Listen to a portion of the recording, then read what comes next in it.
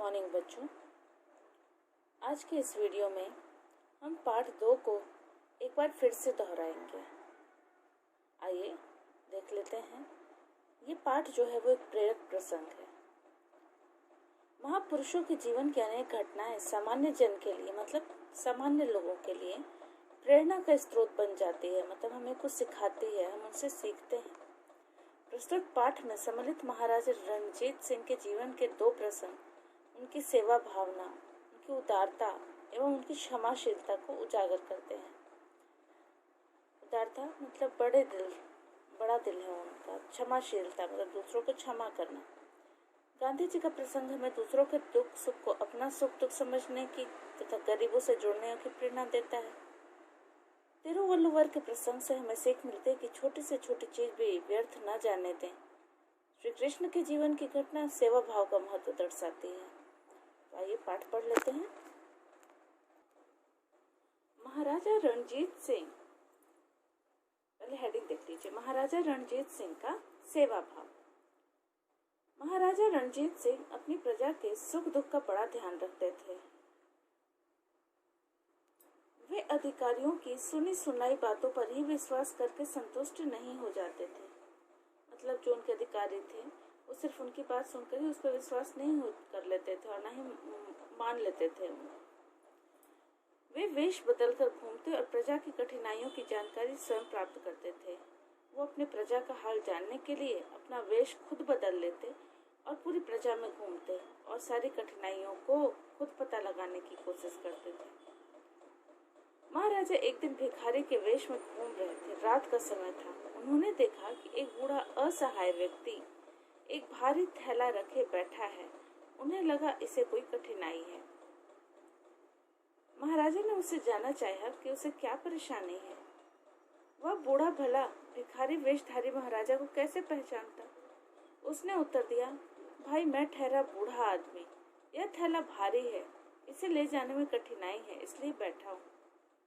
महाराजा ने कहा, परेशानी की कोई बात नहीं, आप मुझे अपने घर का रास्ता बताते चलिए, मैं यह थैला आपके घर पहुंचा देता हूँ। मतलब वो जो राजा थे जिन्होंने किसका वेश धारण किया था, भिखारी का वेश धारण किया था, वो बूढ़े और असहाय लाचार व्यक्ति के पास जाते हैं और उससे बोलते हैं कि वो उसका सामान उसके घर तक पहुंचा देंगे, उसका थैला पहुंचा देंगे। भिखारी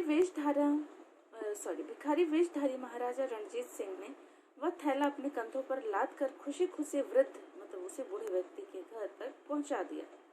इस कार्य में उन्हें तनिक भी मतलब थोड़ा भी संकोच, झिझक या लज्जा का अनुभव नहीं हुआ। मतलब ये काम करते हुए, जबकि वो एक बड़े राजा थे, लेकिन उस बूढ़े व्यक्ति की मदद करते हुए उन्हें थोड़ा भी संकोच या झिझक महसूस नहीं हुआ। आगे देखते हैं।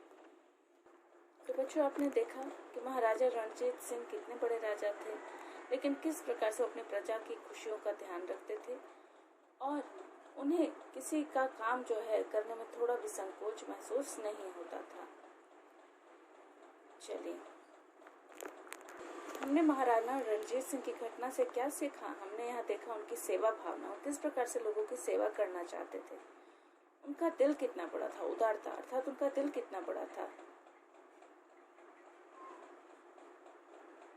तो आइए देख लेते हैं आगे दूसरा इनाम। लोग आज थप्पड़ के बदले घूंसा और कंकड़ के बदले पत्थर मारकर बदला चुकाते हैं। जैसा कि आप सबको पता ही आज का समय कैसा है।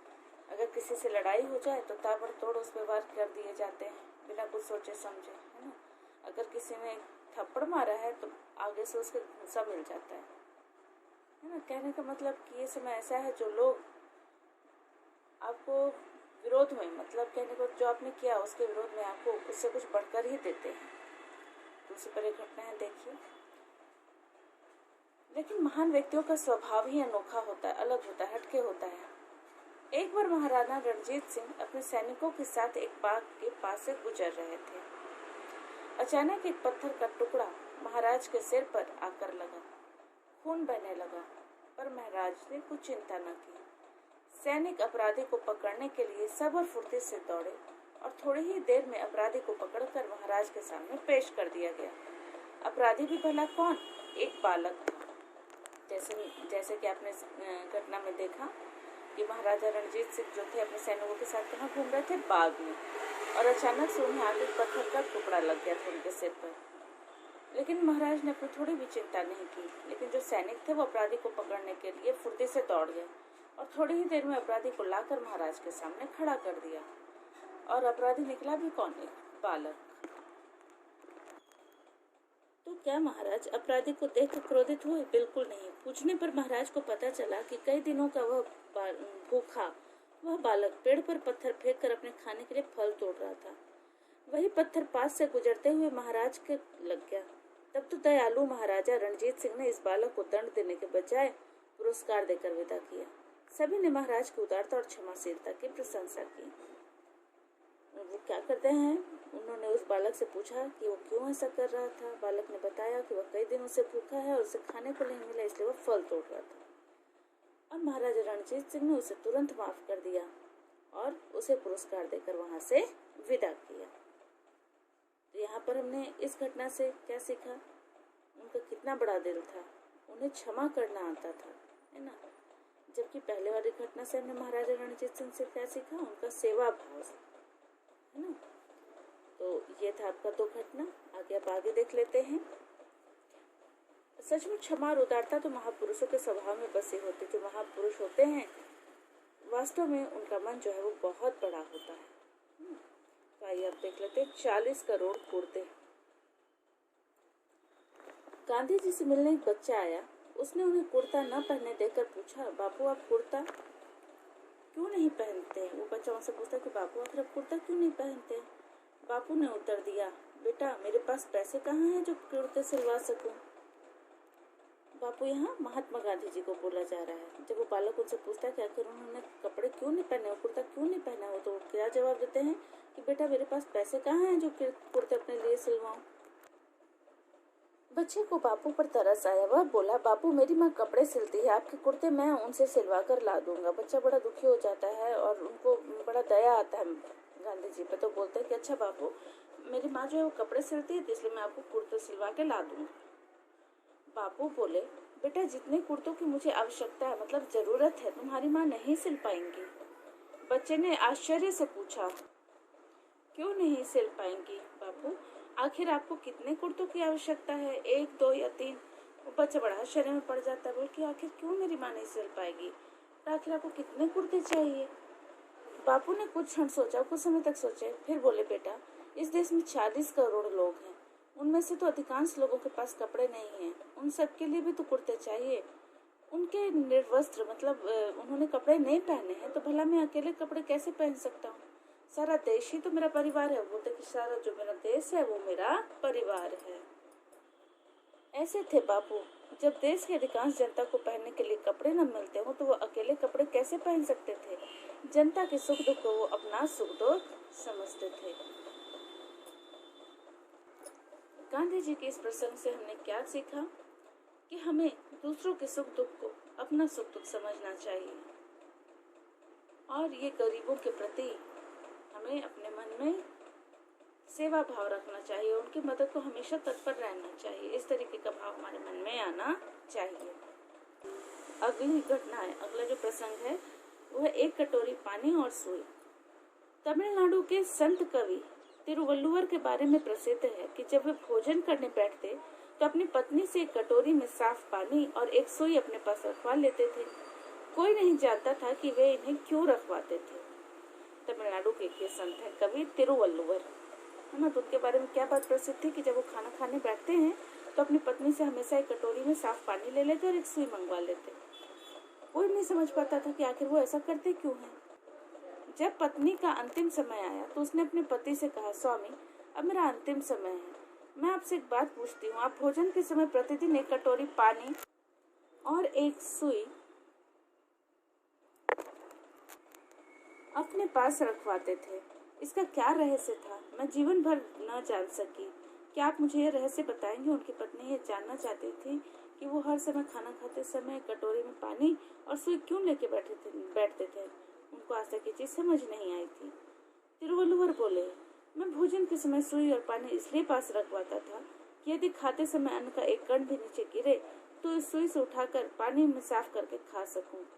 भोजन का एक कण भी क्यों बेकार जाए, पर तुम हमेशा इतनी सावधानी से खाना परोसती थी कि कभी एक कण भोजन भी नीचे नहीं गिरने दिया।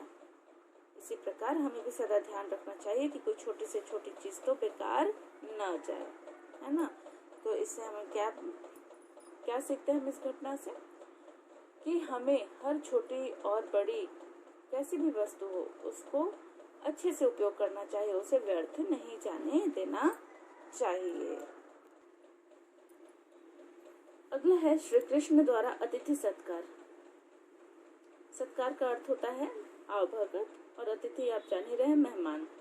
तो श्री कृष्ण ने कैसे अतिथि सत्कार किया था इस घटना में आपको बताया गया है।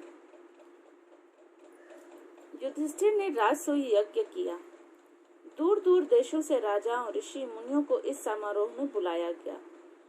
इस यज्ञ में बहुत दूर दूर से राजा, महाराजा, मुनि, ये सारे लोग आए थे। सब कौरव, पांडव और सगे संबंधियों को अलग अलग काम सौंप दिए गए। सभी को अलग अलग काम दिया गया। सबसे बाद में आए श्री कृष्ण। उन्होंने युधिष्ठिर से कहा, मुझे भी काम बताइए। युधिष्ठिर बोले, सब काम सौंपे जा चुके हैं, मतलब पहले से वो सारा काम दे चुके हैं। आप विश्राम कीजिए, आप आराम कीजिए। उन दिनों घर पर आने वाले अतिथि के पैर धोकर अतिथि सत्कार करने की प्रथा थी। लोग निभाते थे ये नियम कि अगर कोई भी मेहमान उनके घर आता था तो उनके पैर धोकर उनका आदर सत्कार करके सम्मान दिया जाता था।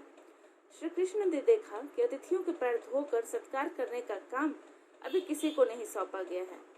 अब श्री कृष्ण बैठे न रह सके। युधिष्ठिर के मना करने पर भी उन्होंने अतिथियों के पैर धोकर सत्कार करने का काम सहर्ष, मतलब अपनी खुशी के साथ संभाल लिया। इस काम को उन्होंने छोटा नहीं माना, न ही इसे करने में किसी प्रकार की लज्जा अनुभव किया। सचमुच बुरे काम तो बुरे होते हैं, पर अन्य कोई भी अच्छा काम छोटा या बड़ा नहीं होता। इन्हें करते हुए संकोच नहीं करना चाहिए।